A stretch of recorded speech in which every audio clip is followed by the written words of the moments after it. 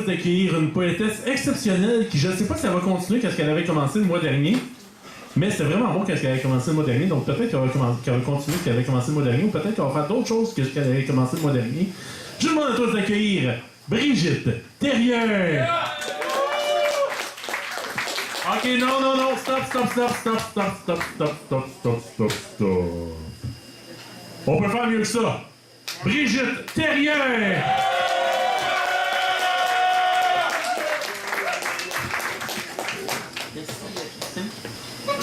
D'abord, je dois vous dire que je suis très heureuse de voir qu'il y a tant de monde pour le retour d'Yvon Jean, parce qu'on n'oublie pas que cette tribune elle a été faite par Yvon Jean, et l'atmosphère qu'on y trouve de respect, d'écoute, c'est Yvon qui l'a mis, puis on est super content de pouvoir réentendre. Pas en 2051, comme vous avez dit, mais maintenant. Yes! Bon. Alors, le mois dernier, je vous avais dit que j'avais commencé à une journée où il y avait trop d'émotions à écrire une biographie, mais comme je ne voulais pas l'écrire écrite, je voulais la faire orale. Alors, le mois dernier, je vous ai fait le premier chapitre, et là, je vais vous faire le deuxième. Par contre, je vais refaire le premier parce que je l'ai retravaillé. Il n'est pas long. Puis il y a beaucoup de monde qui ne l'a pas entendu. Puis pour le fil de l'histoire, c'est mieux. Alors on y va. J'avais dit, semble-t-il, ne pas vouloir d'enfants. J'avais 14 ans et pourtant, j'ai mis au monde 9 enfants. J'étais à contre-temps, contre tout, mais surtout loin de moi-même. En plein problème amoureux. Je le trouvais beau, l'attendais de mon désir muet. Trop beau pour moi, le crapet comme il disait à sa sœur, me préférant ma sœur et toutes mes amies. 5 ans plus tard, je fus recrutée par un agent d'escorte, donc j'avais la cote. Heureusement, je n'aime pas l'argent et les abuseurs de toute couleur m'horripilent, de toute teneur m'horripilent. Pourtant, libre d'étudier à l'université, je refusais d'être bien habillée, bien logée, tout en recevant les amis de cet amant perverti. Exploité, entretenu, voyons, un peu de tenue. Je ressortis comme par miracle de ce chic guet-apens, les bars sélects, les roses et les grands restaurants, plus sûr pour affronter la vie et bien enrobé de ma sexualité. Perdre ma virginité fut alors un jeu d'enfant, juste la suite des gestes lubrifiants.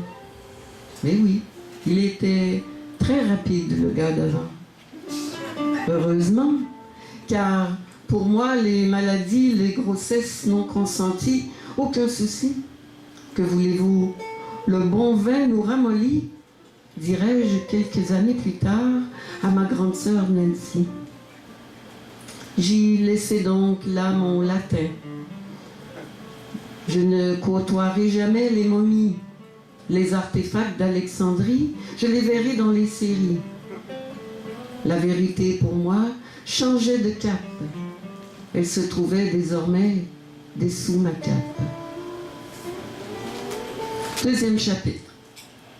Là, je vais lire un petit peu plus. Au fond, nous sommes comme les œufs, couvés, de bon ou, dans mon cas, de mauvais gré. Un 7e enfant non désiré, juste un ajout à la corvée d'une mère exténuée.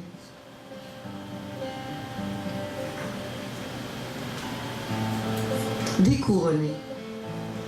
Jadis riche, légalement pillé par un champion de l'utopie, un grand rêveur.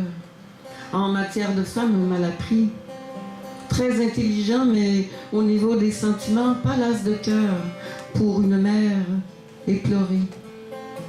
De ses serres, tel un aigle, la mort avait depuis peu dérobé l'un de ses trésors. Pourquoi donc dès lors s'attacher?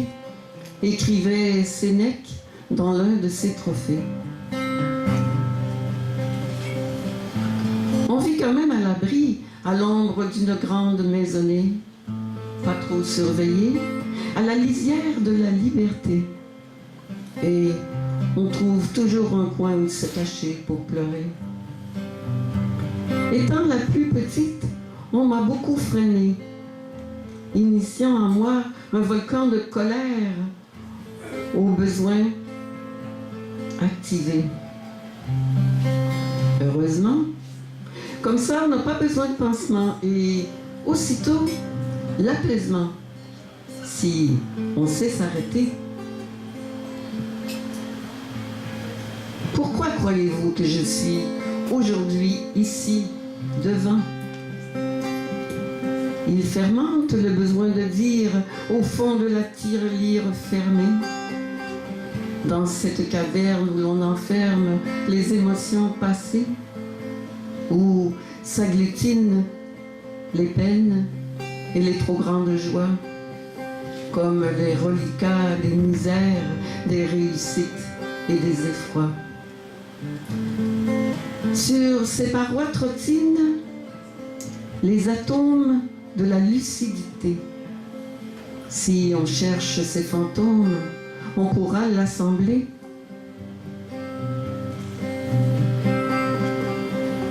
Mon premier faux souvenir date de mon arrivée. On me l'a si souvent raconté, assorti d'une touche de négativité. J'étais une enfant rouge, une sauvagesse. Ça m'a servi, ça m'a permis de vivre toutes mes ivresses. Et j'ai trouvé là la fierté et nourri mon besoin de vérité. Je me revois à 3 ou 4 ans, début de printemps, assise, jambes écartées sur la terre encore mouillée, en compagnie de 2 garçons, complètement médusés, devant mon pantalon de velours, à la fourche complètement déboutonnée, exhibant ma vulve dénudée. Bizarrement, aucun sentiment de honte devant ma nudité. C'est sûr, les enfants ne savent pas juger. Contrairement à mon père, ayant découvert ma silhouette nue derrière la porte aux vitraux givrés. Il semblait m'avoir vue derrière la courte vue de la chrétienté, dans la lunette du jugement dernier. Par contre, vient s'enrouler un léger malaise concernant la pauvreté, bien passager. Car devant le mot avoir, notre père avait su glisser le grand S de la scolarité, de la connaissance, effleurant en passant la sagesse et la sincérité. Le savoir dépassait de loin l'avoir.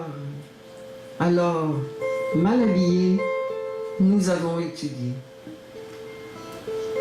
Pour certains d'entre nous, un inconfort. Pour moi, un incroyable support afin de créer. Pour imiter mes amies, traînant avec elles leur pharmacie, un beau sac baluchon gris, troué de lits rouges brodés, des souliers teints, des bottes peinturées, des robes réinventées à même des tissus empilés dans les coffres de notre mère ou sur les étagères de Madame Adèle, la plantureuse vendeuse de toutes sortes de dentelles. Seule à la maison avec ma mère depuis bientôt 1 an, à cette époque, l'école commençait à 6 ans, je fus témoin de rencontres hâtives et de lourds chuchotements entre ma mère et ma sœur aînée, partie en ville depuis quelques années. Un jour, devant ma sœur, je démentis ma mère à propos de propos plutôt désobligeants prononcés par notre père à Noël exactement. Non, Nancy, non, c'est pas vrai. Il les a pas aimées, tes chemises. Il les a jetées en disant des gros mots très méchants te concernant. Ils m'ont vite trouvé, accroupie accroupie, cachée, derrière la toilette plutôt mal lavée.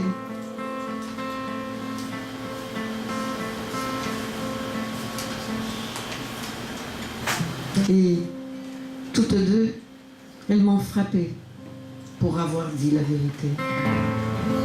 Alors pour moi, la vérité, si on peut dire, je m'y suis accrochée, sauf les fois où j'ai compris qu'il valait mieux la fermer. Comme cette fois au couvent, où les sœurs mises au courant d'un incident me concernant. De mon doigt, j'avais perforé la mince couche caoutchoutée recouvrant la peinture contenue dans l'un des multiples galons alignés contre le mur, éclaboussures sur les murs, sur les planchers et sur certains meubles de la commandanture. Je faisais dur. Difficile de nier mon bel habit de neige brun aux attaches dorées. Non, non, non, non, ce n'est pas moi. Une petite fille inventée venait tout juste de se sauver.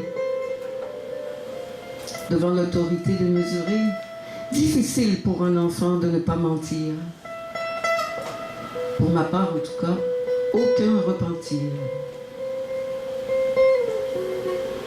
Puis un jour entra dans notre vie un grand secret, m'obligeant à occulter une part de ma personnalité.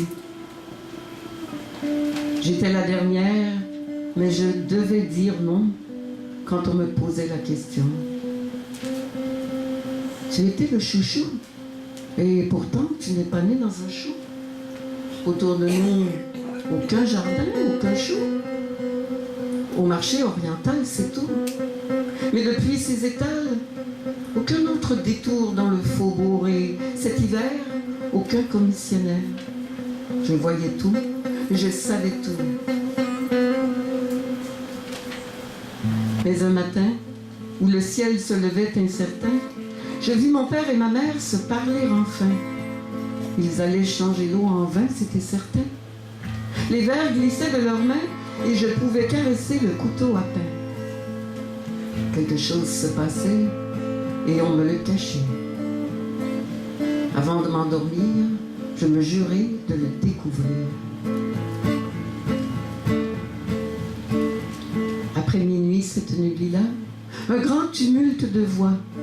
Mon père, ma mère, puis une femme à la voix étrangement familière murmurait et scellaient ensemble le secret, je le sentais.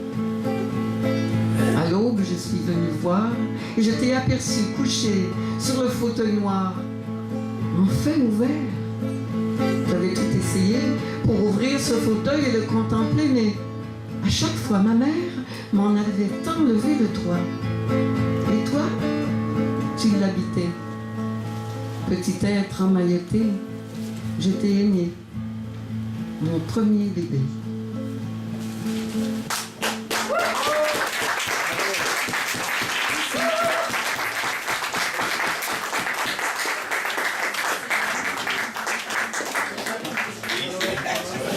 C'était Brigitte Thérien.